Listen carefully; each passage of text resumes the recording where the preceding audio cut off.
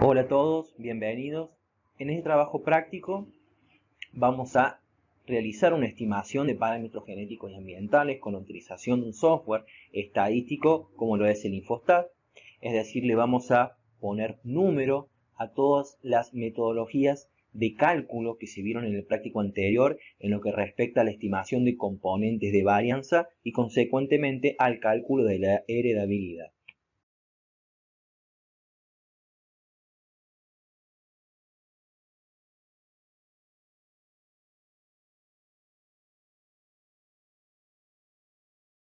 Bien, en este caso, esto es una tabla de análisis de la varianza arrojada por un software estadístico.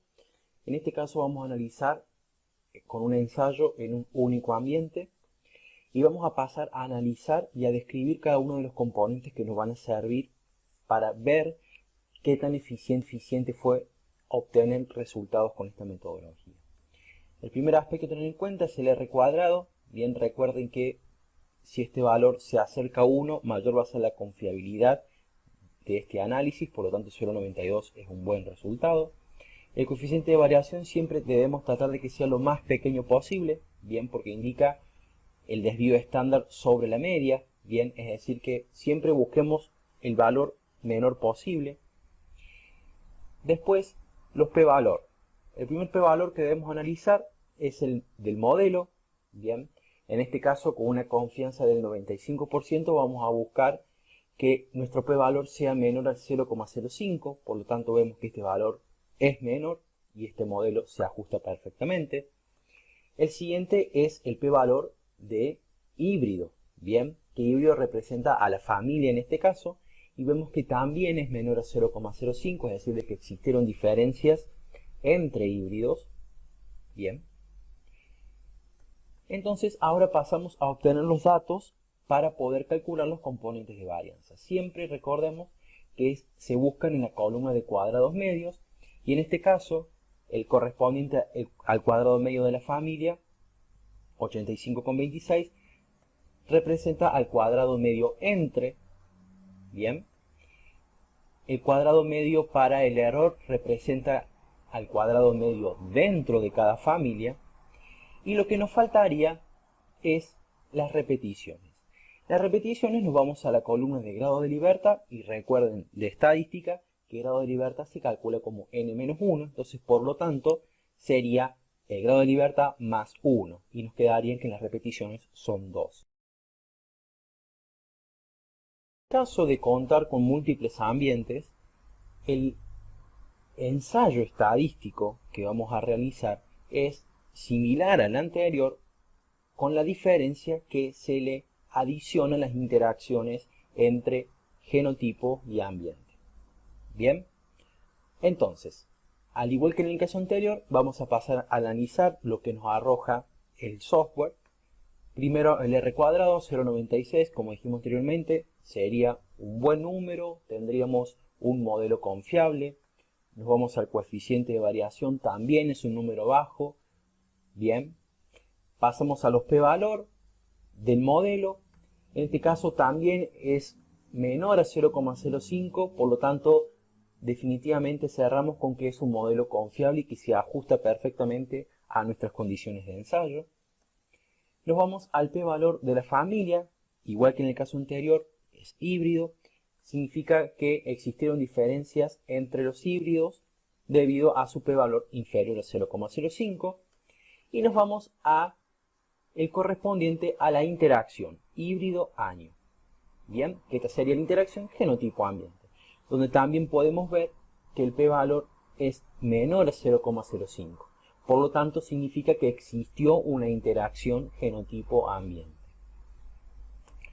Nos vamos a los valores que vamos a necesitar para calcular los componentes de la varianza y en este caso con los estimadores M1, M2 y M3. Recuerden siempre en la columna de cuadrados medios correspondiente a la familia, en este caso híbrido, vamos a obtener el estimador M1. Si nos vamos a la columna correspondiente a cuadrados medios y para la interacción híbrido-año, de aquí vamos a obtener el estimador M2 y el cuadrado medio correspondiente al error, el estimador M3. Bien, ahora, ¿qué nos faltan? Nos faltan la cantidad de ambientes, que en este caso es lo que se ubica como año. Bien, recuerden siempre, grado de libertad n-1, por lo tanto tendríamos un total de 3 ambientes, ¿sí?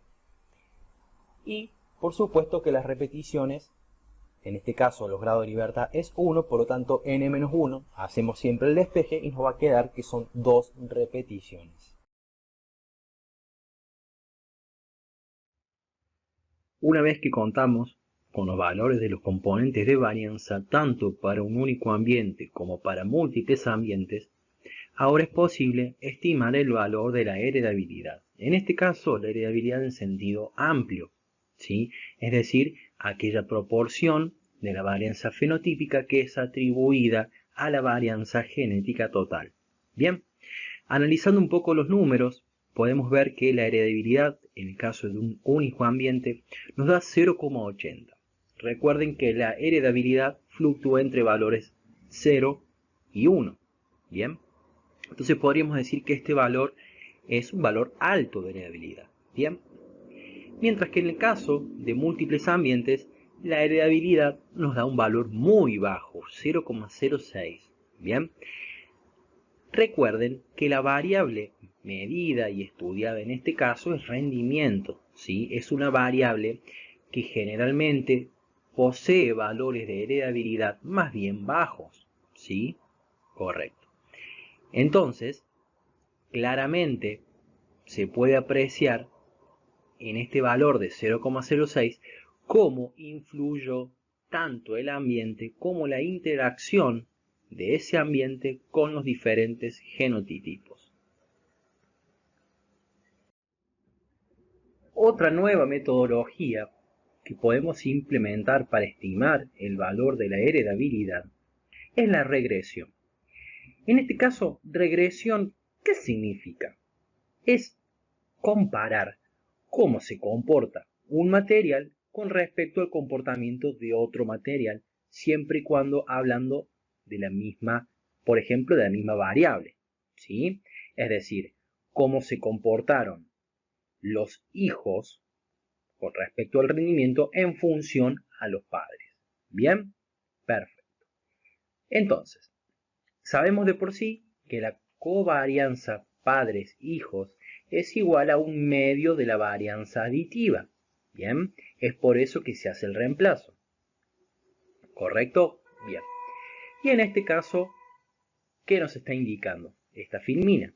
Bien, que cuando nosotros regresionamos sobre un padre, la heredabilidad va a ser igual a 2 por ese coeficiente de regresión. Bien, que ese coeficiente de regresión indica la recta, ¿no es cierto?, que va a quedar reflejada luego de analizar el comportamiento de ambos materiales. Bien, mientras que si esa regresión es sobre ambos progenitores, la heredabilidad es igual al coeficiente de regresión.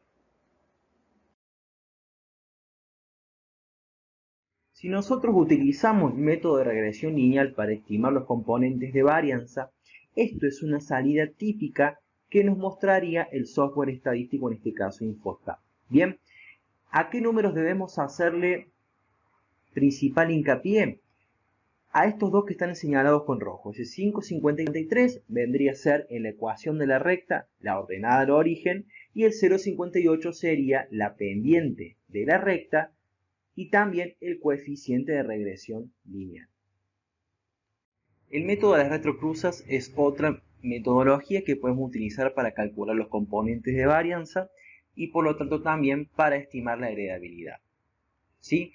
¿Qué necesitamos? Necesitamos contar con todas estas generaciones sembradas en el mismo momento, es decir, en el mismo ensayo debemos tener al padre 1, al padre 2, a la F1, la F2 y ambas retrocruzas para medirles la misma variable, confeccionar una tabla de datos y de esta manera estimar los componentes de varianza. Aquí la salvedad es que con este método podemos estimar tanto la heredabilidad en sentido amplio como la heredabilidad en sentido estricto. Para calcular los componentes de varianza con esta metodología necesitamos tener en el mismo ensayo todas estas generaciones. Y por supuesto medir la variable de interés a todas estas. Una vez que tenemos los resultados, lo podemos introducir en un software estadístico y pedirle el análisis denominado medidas resumen, donde vamos a poder obtener los datos que nos van a servir para calcular en la columna de varianza n-1. Recuerden que n-1 es porque es una muestra del total de plantas.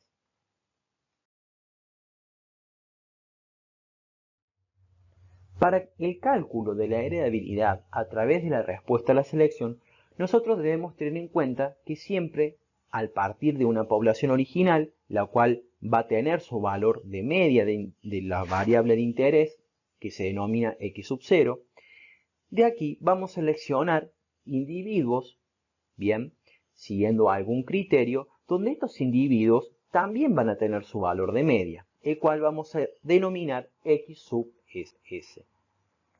Estos individuos seleccionados, si son sembrados al próximo año, van a constituir nuestra nueva población, la cual por supuesto también va a tener su valor de media, denominado x sub 1. Con estos valores de media vamos a poder obtener los dos elementos necesarios para despejar y obtener el valor de la heredabilidad. El primero es la respuesta a la selección realizada, que se obtiene de la diferencia entre la media de la nueva población y la media de la población original, de la cual surgieron todos los individuos, y el diferencial de selección, la cual es la diferencia entre la media de los individuos seleccionados y la media de la población original. Entonces, finalmente, despejando de la fórmula de respuesta a la selección, vamos a poder obtener el valor de la heredabilidad y en este caso, como proviene de la respuesta a la selección, se la denomina también heredabilidad realizada. La heterosis es un fenómeno que explica la superioridad de la progenie híbrida con respecto a uno o ambos padres. Esto puede ser calculado en términos de porcentaje utilizando el comportamiento promedio de la progenie híbrida y el comportamiento promedio de uno o ambos padres. En esta tabla, a modo de ejemplo, se representa un ensayo con 3 repeticiones en donde se contempló al padre 1, al padre 2 y a la F1. Se utilizaron los valores correspondientes al rendimiento en quintales por hectárea y el resultado de heterosis se expresó en porcentaje. Si nos vamos a la repetición 1, podríamos decir que la progenie híbrida supera en 127,7% al promedio de los padres.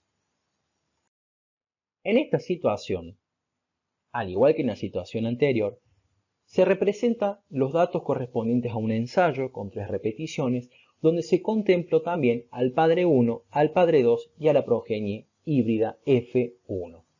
A diferencia del método anterior, aquí se utiliza el valor medio del mayor de los padres, es decir, se utiliza la media del padre de mayor expresión para el cálculo de la heterosis.